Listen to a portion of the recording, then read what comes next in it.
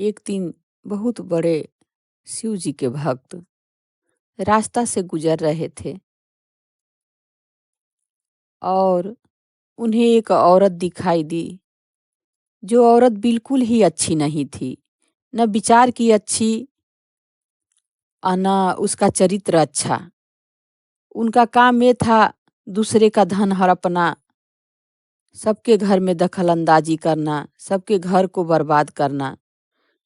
ये शिव जी के भक्त जो थे, ये देखे कि नहीं, मैं तो उन्हें देख गया, अब मैं भी पापी हो गया, उसी के जैसा मैं भी पापी हो गया। उन्होंने अपनी उंगली से अपने आँख को फोड़ दिए और फोड़कर दर्द से कराह कराह के रास्ता चलने लगे। चलते समय रास्ता उन्हें एक गड्ढा मिला, वहीं पर वो गिर गए, क्योंकि उन्हें तो दिखाई नहीं दे रहा था। अब वहीं गिर गए, बोले चलो अच्छा हुआ, हमारे जैसा पापी का यही हाल होना चाहिए। छटपटा छटपटा कर 2 दिन बीत गया। अब अन्न जल त्याग कर अब एकदम मरने के कगार पर और चले चले गए। लेकिन उस कराह कराह कर भी शिव जी का ही आवाज उनके मुंह से निकलता था। हरदम भोलेनाथ को याद करते थे। बोले आज मैं पूजा नहीं कर पाया, आज मैं प्रभु का सेवा नहीं कर पाया। बार बार यही सोचते थे। शिव जी में अपनी नेह लगा कर रखे हुए थे। पार्वती जी बोली कि हे महाराज, देखिए आपका प्रिय भक्त, भक्त तो बहुत तरह के होते हैं, असाध्य भक्त हैं, लेकिन उन्हीं में से एक भक्त ऐसा भी होता है जो अपना सर्वस्व न्यौछावर भोलेनाथ में कर देता है, चाहे किसी भी देवी देवता में कर देता है। उनको उनके सिवा कोई दिखाई नहीं देता है, बस उनको प्रभु प्रभु वही दिखाई देते हैं।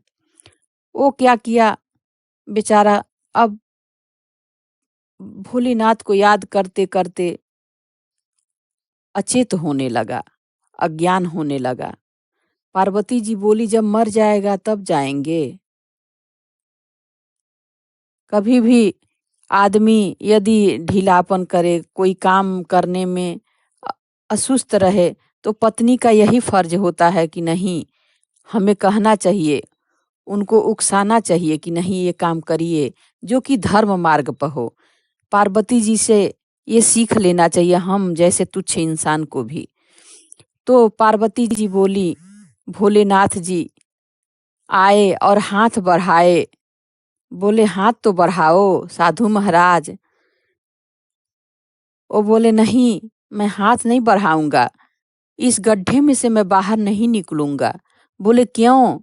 बोले कि मैं बहुत बड़ा पापी हूँ। बोले अच्छा हाथ तो बढ़ाओ एक बार।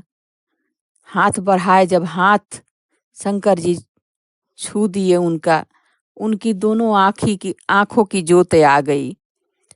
जब अपने सामने प्रभु भोलेनाथ को देखे, छवि तो पहले से देखे थे, जब भोलेनाथ को देखे और आंख की रोशनी आ गई तो को बोले ये कोई साधारण नहीं है, ये हमारे महाराज भोलेनाथ ही हैं। भोले बाबा बोले कि तुम ऐसा क्यों किए भक्त, तुम अपनी भक्ति से मुझे यहाँ बुलाए हो और हमें तुम पर गर्व है कि मेरा ऐसा ऐसा भी भक्त है कि जो अपने आप को मेरे ऊपर न्यौछावर कर देता है। लेकिन मैं वैसा नहीं हूँ, मैं भगवान ऐसा नहीं हूँ कि जो मैं अपने भक्त को दुख में डालूं और अपने भक्त को दुखी देखूं। तुम्हें कष्ट होता है तो मुझे भी कष्ट होता है, जिस भक्त को कष्ट होता है तो मुझे भी बहुत कष्ट होता है। बोलकर बोले नहीं गुरुवर, मैं इसी लायक हूँ, मैं पापी हूँ, अधर्मी हूँ, मैं पाप देखा और मैं भी पापी हो गया। बोले नहीं, जो जैसा कर्म करता है उसका फल उसी को मिलता है, देखने से नहीं मिलता, करने से मिलता है। और कहा गया है इंसान से कभी नफरत न करो, उसके कर्म से नफरत करो जो कि खराब कर्म है।